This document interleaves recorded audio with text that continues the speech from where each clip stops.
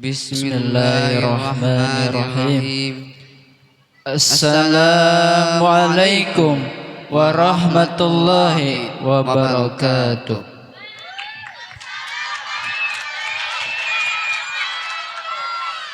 Alhamdulillahilladzi amarana bil jamaah wa jihadi fi sabilillah bil mali wal lisani wa quwwati wa da'wah. Asyhadu an la ilaha illallah wahdahu la syarikalah wa anna Muhammadan Rasulullah. Wassalatu wassalamu ala Muhammad ibni Abdillah wa ala alihi wa sahbihi wa man tabi'ahu bi ihsani ila yaumil qiyamah. Amma ba'da.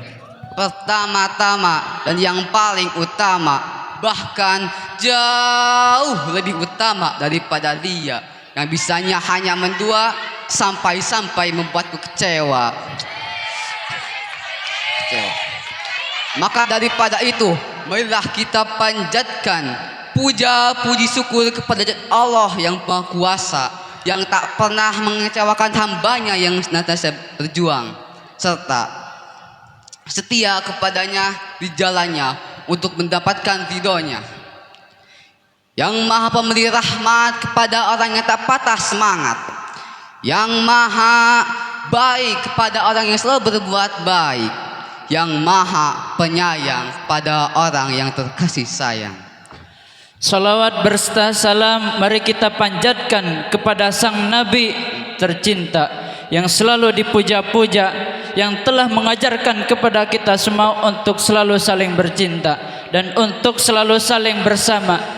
Tiada lain dan tiada bukan yakni Nabiullah Muhammad sallallahu alaihi wasallam.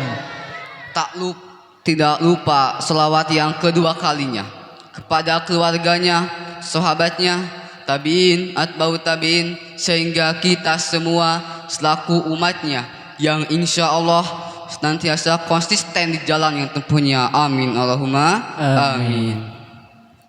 Sebelumnya kepada ketua yayasan yang kami hormati, kepada pimpinan Ponpes Takwinul Ummah yang saya hormati, dan kepada Dewan Asatid wal Asatidah, Murabi wal Murabiyah yang kami hormati, dan kepada santri dan santriah yang saya cintai dan saya banggakan. Dan terima kasih kepada MC yang telah memberikan waktu dan tempatnya. Sahabat-sahabatku, Rasulullah sallallahu alaihi wasallam mengingatkan dalam sebuah hadis, sayati 'alan nasi zamanun la yabqa minal islami illa ismuhu wala minal qur'ani illa rasmuhu. Kata Nabi, akan datang suatu zaman dari Islam hanya tersisa nama, dan dari Al-Quran hanya tersisa tulisan semata.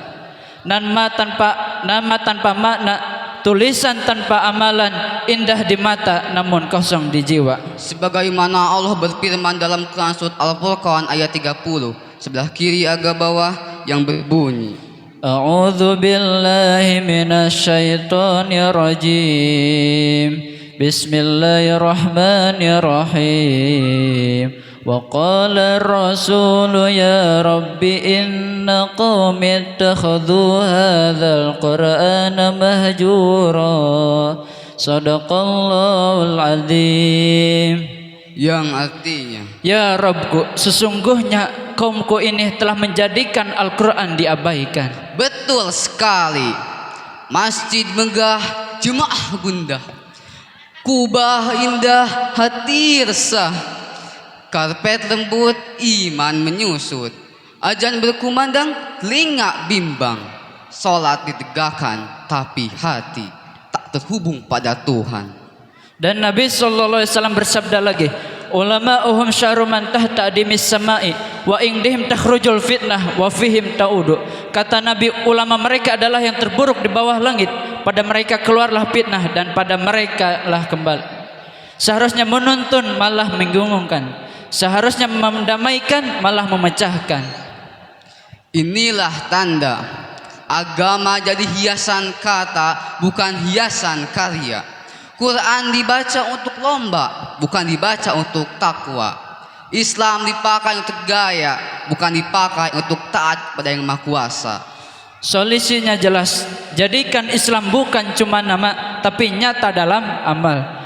Bukan sekadar salam di bibir, tapi damai di hati yang hadir. Bukan sekadar hafal ayat, tapi hidupkan ayat dalam langkah dan niat. Hidupkan masjid dengan zikir, basahi lisan dengan takbir, sinari hati dengan tafsir. Jangan kagum pada dinding, tapi lalai pada bimbingan. Jangan ramai saat persemian, tapi sepi saat pengajian. Mari kita jaga iman sebelum hanya jadi kenangan. Mari kita rawat Quran sebelum hanya jadi hiasan. Semoga kita dijauhkan dari zaman yang gersang keimanan dan dijadikan umat yang hidup bersama petunjuk yang Maha Rahman. Dan sahabat-sahabatku, setiap kali kita hatam membaca Al-Quran, ada doa yang diajarkan para ulama, dikenal dengan doa khatmil Quran. Doa ini bukan sekedar penutupan, tapi permohonan agar ayat-ayat yang kita baca tadi melekat di hati dan terlihat pada amal. Makna yang terkandung: 1. Bersyukur atas nikmat Al-Quran, yaitu memuji kepada Allah Subhanahu wa Ta'ala yang telah menurunkan Al-Quran sebagai petunjuk. 2. Mohon agar istiqomah, yaitu meminta kekuatan untuk mengamalkan, bukan hanya membaca. 3. Doa keselamatan dunia akhirat, agar Al-Quran menjadi cahaya di kubur, penolong pada hari kiamat, dan jalan menuju surganya Allah Subhanahu wa Ta'ala. 4. Doa kebaikan untuk semua umat Islam, memohon persatuan, keselamatan, dan hidayah bagi semua, dan lain-lainnya. Jadi kalau kita membaca doa ini, isinya bukan hanya alhamdulillah sudah tamat, tapi lebih kepada ya Allah, jadikanlah Quran ini hidup dalam hati kami dan perbuatan kami. Semoga kita bukan generasi yang disebutkan dalam hadis tadi, bukan generasi yang punya nama tapi hilang makna, bukan generasi yang memajang Al-Quran tapi lupa menghidupkan Al-Quran. Amin ya Allah ya Rabbal Alamin. Satu kata untuk hari ini: Jangan membaca Al-Quran di waktu luang, tapi luangkan waktu untuk membaca Al-Quran. Saya Saudara Faruk dan saya Saudara Husain mohon pamit undur diri. Akhirul kalam. Assalamualaikum warahmatullahi wabarakatuh.